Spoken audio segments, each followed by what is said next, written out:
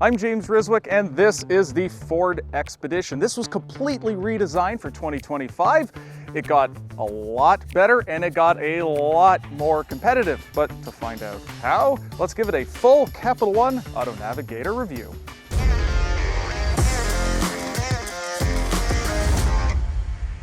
The first thing you notice when you climb in here is there's an awful lot of screen. This 13.2-inch touchscreen, it controls most things. It's surprisingly easy to use, although it could be a little closer to the driver. Now this 24-inch curved screen is basically a gigantic instrument panel and secondary infotainment screen. Now, all of this could seem really overwhelming and distracting in a sake of tech for tech's sake, but actually, it's really well executed and does a great job of keeping your eyes closer to the road. And unlike a head-up display, it won't wash out when wearing polarized sunglasses. Now this still has wireless Apple CarPlay and Android Auto, but it also has Google built-in functions, including integrated Google Maps, which shows up here in the touchscreen or in the secondary display. Now, I don't love the fact that the climate controls are baked into the touchscreen here, but I surprisingly don't hate these unmarked multi-function buttons here on the steering wheel. You can see what they're doing up here on the panel. Unlike those in various Volvo and Lexus vehicles, it's just a lot easier to know what they're doing at any given time. Standard on most trims is the center console that moves. Now you power it back, it reveals this giant bin under here, but it also moves this tablet holder and cup holders and climate control closer to the second row. What's not so great is this wireless phone charger that's here in this 25 Expedition will not be in the 26 Expedition. Yeah, that was not a good idea. Most trim levels give you an option of a 3-person bench seat or these very comfortable captain's chairs that slide or have these nice fat armrests. You can also get USB ports in the back of the seat, as well as a household style plug.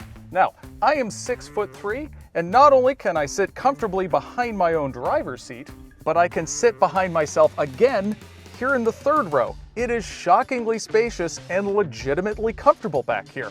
There's even a great view out. If you're looking for a reason to pick an Expedition over a large crossover or even a minivan, this is a big one, literally. Now this Expedition is the Max, which tacks on 6 inches to the back of the standard Expedition, so think of it as the Suburban to the Chevy Tahoe. Now if this was a regular Expedition, there would be more cargo space behind the third row than most 3-row crossovers, and despite what the specs say, I was able to fit more luggage in the back of the regular Expedition than in the Chevy Tahoe. But it's not just volume, no, because this also has the split gate. Yes, because this is such a great feature. You know, you can load loose items, groceries, bowling balls, whatever, without them rolling out of the cargo area and landing on the ground or on your feet. But it's still a tailgate, so you can do tailgate things with it, like, oh, I don't know, changing a baby's diaper while on a road trip without unloading everything from the cargo area. I might be speaking from experience.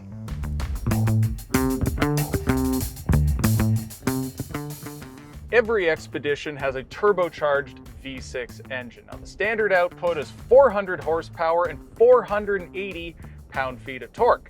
But in the Tremor and in this Platinum, it's 440 horsepower and 510 pound-feet. And if you compare that to the V8 engines in the Chevy Tahoe, Ford has a big advantage. The same could be said for fuel economy. Now, the EPA says that with 4-wheel drive, this will get 18 miles per gallon combined. According to the EPA, that could save you as much as $1,200 on fuel every year compared to a 6.2-liter Tahoe. $1,200! More than that, though. Like a V8, this is incredibly smooth, it's very torquey, it even sounds good. And actually, I've driven both versions of this engine. You don't need the high output one. So this is a big truck-based SUV, and you can tell behind the wheel it does wiggle and jiggle a bit over bumps, and small parking lots are not its friend. But it also has this tiny little steering wheel, and it does wonders for making it feel extra maneuverable. The ride and handling in general are very impressive for a truck-based SUV. But I do have to say that I've only experienced a new Expedition with this Platinum's adaptive suspension. Other versions may not be as good. Now, there is a ton of standard driver assistance tech beyond the usual lane keeping and auto braking. There's also surround view parking cameras, the Pro trailer systems that make it really easy to hitch up and then actually steer the trailer in reverse using this little knob down here. Trust me, it's amazing how much it removes the mental gymnastics of doing that. Adaptive cruise control and its lane centering steering assist system are also very good, and they get even better with Blue Cruise, which is a hands-free highway driving assist system. So if I was on the highway, I could just be sitting here with my hands in my lap, looking forward. The car does everything else.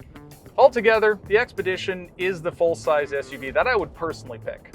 It's just so well-rounded. But then again, it's also harder to drive, less efficient, and more expensive than a large crossover. You know, this starts over 60 grand and can get within spitting distance of 100 here with the Platinum. Now that is an awful lot. But the mechanically related Lincoln Navigator would be even more. I've driven that too. Honestly, I don't think it's worth it. I'd get this instead.